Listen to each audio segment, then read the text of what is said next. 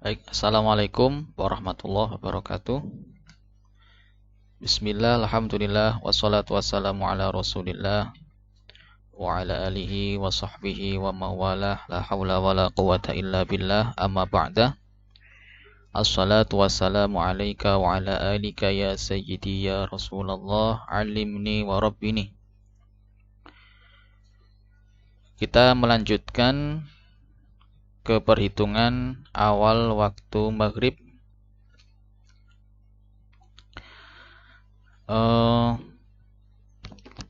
Maghrib itu ditandai oleh peristiwa terbenam matahari atau ghurubus syamsi. Bagaimana keadaan matahari itu bisa dikatakan terbenam? Yaitu ketika tepi atas piringannya, tepi atas piringan matahari berhimpit dengan ufuk mar'i, berhimpit dengan ufuk mar'i, yang mana pada saat posisi ini titik pusat matahari berjarak sebesar semi diameter, sebesar setengah lingkarannya dari ufuk mar'i. Nah, nilai rata-rata daripada SD matahari itu adalah 0 derajat 16 menit ya. Jadi besar daripada nilai setengah lingkaran matahari itu rata-ratanya adalah 0 derajat 16 menit.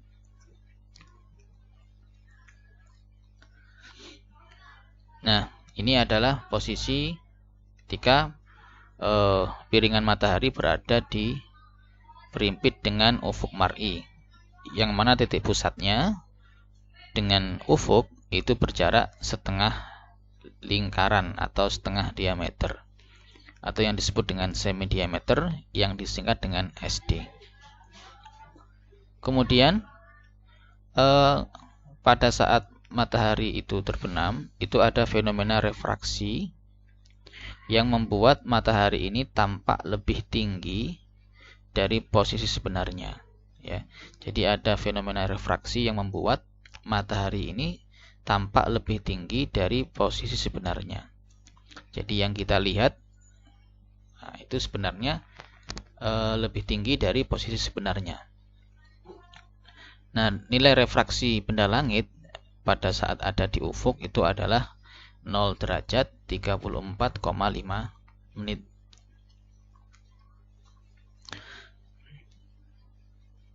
Ya, ini ada atmosfer ya, lapisan atmosfer. Ketika ada matahari yang ada di sini, ya, ini adalah benda. Kita ada di bumi, ini bumi ya, bumi. Nah, yang nampak pada kita itu adalah refraksi ya, atau hasil dari perembangan. Jadi sinar yang datang dari benda langit ini, dari matahari ini, kemudian dibelokkan sehingga yang tampak pada kita adalah ada di posisi paling atasnya. Nah, sehingga ketika matahari sudah ada di piring atasnya sudah ada di berhimpit dengan ufuk mar'i, tapi di pengamatan kita itu masih tampak dia masih ada di atas ya, karena ada fenomena refraksi tadi itu. Sehingga dalam perhitungan perlu juga kemudian dikoreksi ya.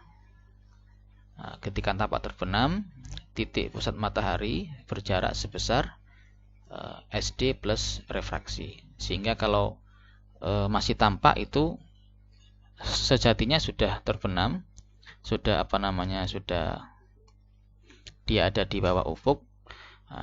Ketika dia sudah terbenam menurut pengamatan kita, maka itu sebenarnya sudah bertambah sebesar refraksinya, sehingga nanti koreksinya adalah titik pusat matahari ini dengan ufuk mar'i pada saat tidak tampak dari pengamatan kita, yaitu ketika terbenam, itu jaraknya tidak hanya 1,5 diameter, tapi juga ditambah dengan hasil dari refraksinya.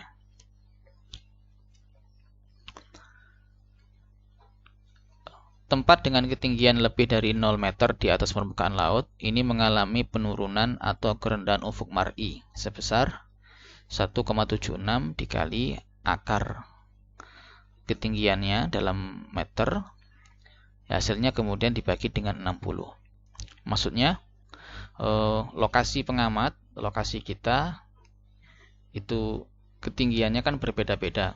Nah, perbedaan ketinggian itu juga menjadikan perbedaan ufuk mar'i yang kita amati.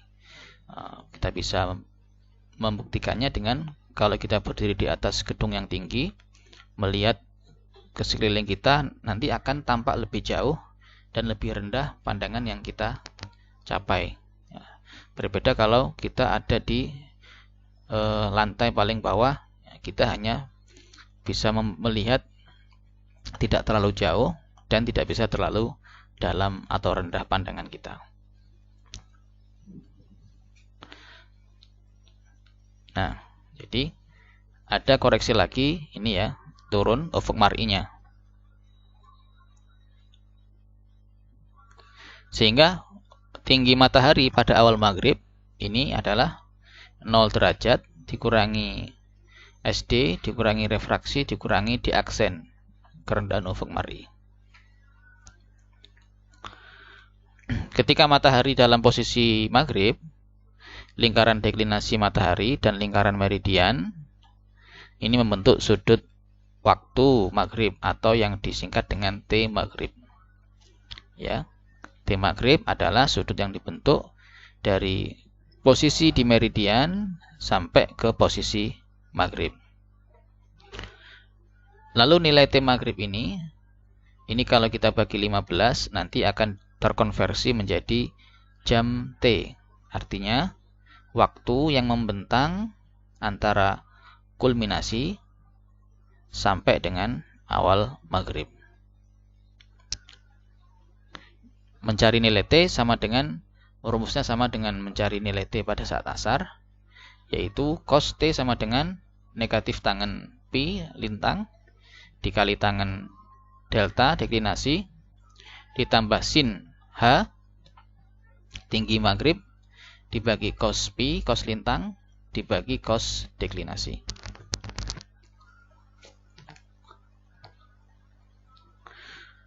Waktu kulminasi ditambah dengan jam T-nya ini nanti akan menjadi awal waktu maghrib.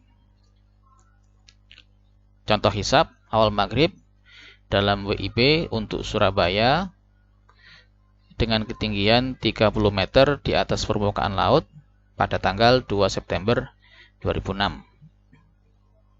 Data yang kita perlukan sama ya, ada pi lintang tempat yaitu negatif 7 derajat 15 menit. Kemudian bujur tempat adalah 112 derajat 45 menit bujur timur. Lalu deklinasi matahari pada saat maghrib yaitu jam 11 GMT. Kenapa jam 11? Karena maghrib di daerah waktu Indonesia Barat itu sekitar pukul 18 ya, pukul 6 sore. 18 karena WIB dengan Greenwich ini selisih 7 jam, maka ketika di WIB ini sudah jam 18, di Greenwich dia masih jam 11 ya, selisih 7 jam. 18 dikurangi 7 sama dengan 11. Deklinasi pada jam 11 GMT ini pada data nanti ditemukan 7 derajat 52 menit 41 detik. Kemudian kita juga butuh data H maghrib. Caranya kita pakai rumus tadi ya. H maghrib sama dengan 0 dikurangi SD dikurangi refraksi dikurangi diaksen. SD matahari kita buat rata-rata 0 derajat 16 menit. Refraksinya 0 derajat 34,5 menit. Diaksennya kita hitung ya. 1,76 dalam kurung 1,76 dikali akar 30. 30 ini adalah ketinggian tempat. Kemudian hasilnya kita bagi 60. Ketemulah nanti 0 derajat 9 menit 38,4 detik. Baik, coba kita masukkan ke perhitungan.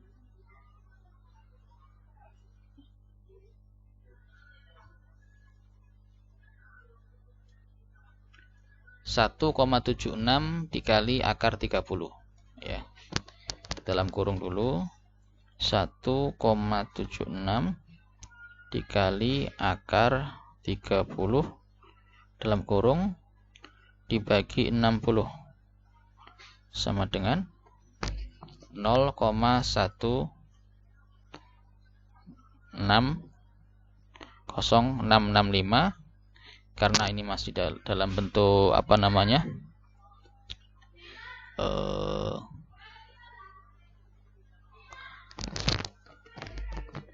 mohon maaf ya, kalkulatornya apa namanya terputus. Kita coba hubungkan lagi kalkulatornya.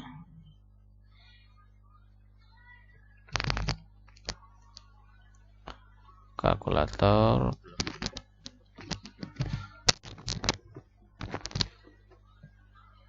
kita hubungkan lagi sebentar ya. Oke.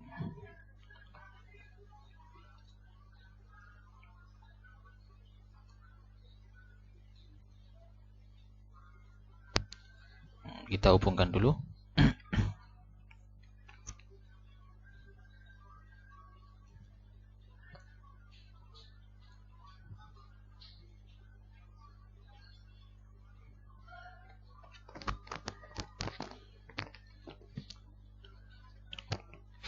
Nah, jadi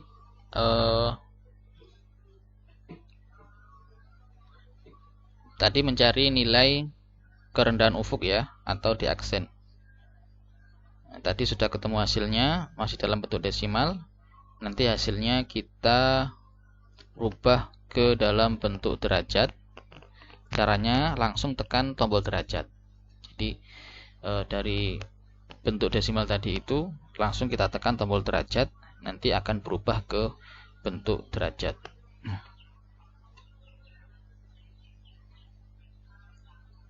Masih belum terhubung ya, mohon sabar sebentar ini. Masih belum terhubung.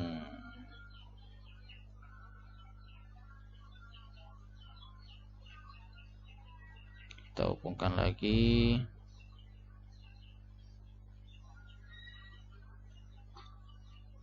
Delapan lima empat 99058.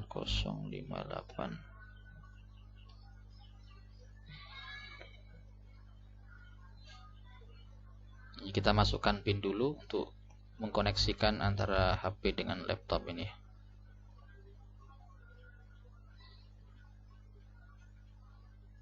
Ya, sudah terhubung. Kita kembali ke kalkulator. Nah, ini langsung kita tekan tombol derajat. Nah, hasilnya 0 derajat 9 menit 38,4 detik.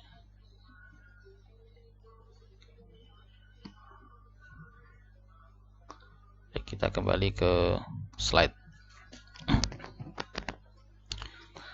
Lalu kita hitung tingginya. 0 dikurangi SD dikurangi refraksi kurangi diaksen. 0 derajat kurangi SD-nya, 0 derajat 16 menit dikurangi refraksinya. Ini 0 derajat 34,5 menit dikurangi diaksennya, 0 derajat 9 menit 38,4 detik. Kita masukkan, kita on-kan dulu. 0 derajat dikurangi 0 derajat 16 menit ya. Kemudian dikurangi 0 derajat 34,5 dikurangi 0 derajat 34,5 menit dikurangi lagi dengan diaksennya 0 derajat 9 menit 38,4 detik. 0 derajat 9 menit 38,4 detik. Hasilnya ini bentuk desimal. Kita tekan tombol derajat agar menjadi bentuk derajat. Negatif 1 derajat 0 menit 8,4 detik. Artinya ketinggian matahari itu di bawah ufuk sejauh negatif 1 derajat 0 menit 8,4 detik. Lalu kita menghitung T maghrib. Rumusnya cos T sama dengan negatif tangen lintang dikali tangen deklinasi ditambah sin tinggi maghrib dibagi cos lintang dibagi cos deklinasi. Kita masukkan rumusnya. Pertama kita tekan negatif tangen lintang. Negatif tangen negatif 7 derajat 15 menit. Kita tekan, on-kan dulu. Negatif tangen negatif 7 derajat 15 menit. Kemudian kita kembali lagi. Dikali tangen deklinasinya 7 derajat 52 menit 41 detik. Dikali tangen 7 derajat 52 menit 41 detik. Tangan 7 derajat 52 detik ditambah dengan sin H. Sin hanya negatif 1 derajat 0 menit 8,4 detik. Kita kembali. Ditambah sin negatif 1 derajat 0 menit 8,4 detik. 8,4 detik. Lalu kita teruskan lagi. Dibagi cos lintang, cos negatif 7 derajat 15 menit. Kita tekan dibagi cos negatif 7 derajat 15 menit. Kembali lagi. Dibagi cos deklinasi, cos 7 derajat 52 menit 41 detik. Dibagi cos 7 derajat 52 menit 41 detik.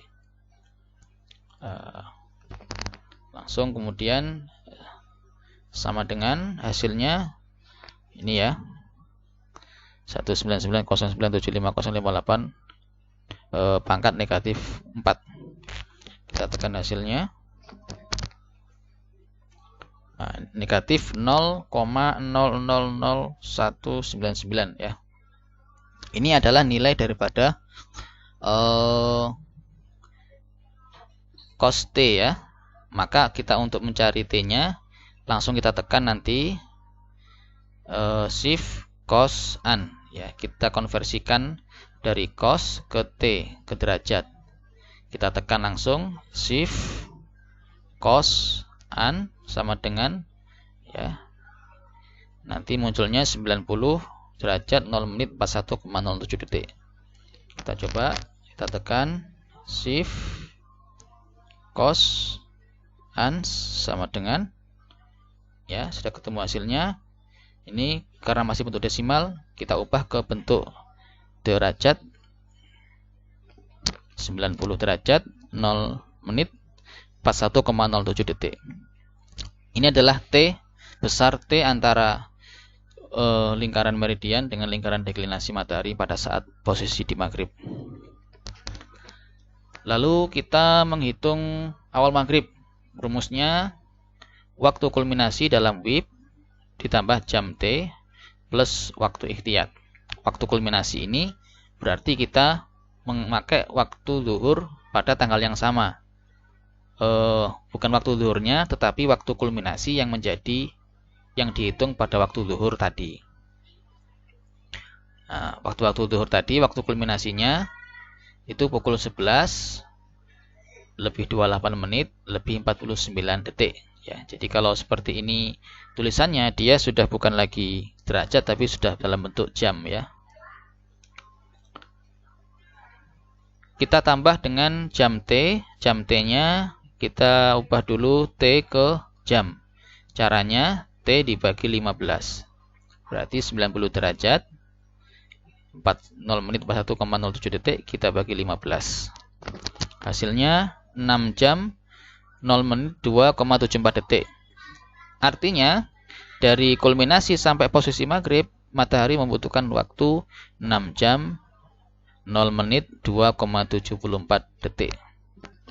Coba kita input ke kalkulator. Ini langsung kita bagi 15. Ketemu hasilnya 6, sekian.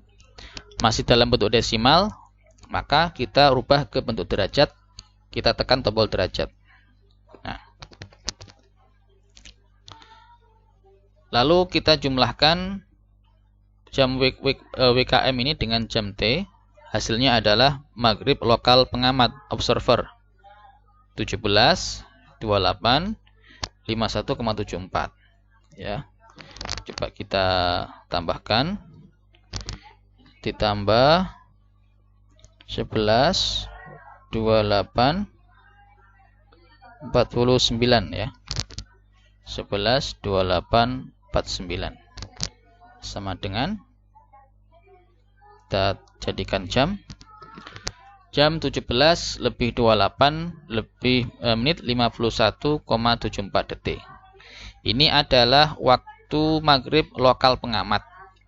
Kemudian waktu ini akan kita jadikan untuk seluruh kota Surabaya. Maka langsung aja kita bulatkan 28 ini ke 2 menit, yaitu 30. Jadi nanti hasilnya akhir adalah 17 lebih 30 menit yang akan kita masukkan ke jadwal waktu sholat. Adapun selisih antara 17.30 dengan 17.28 51,74 ini yang dimaksud dengan waktu ikhtiyat. Ya. Jadi kita kurangkan 17.30.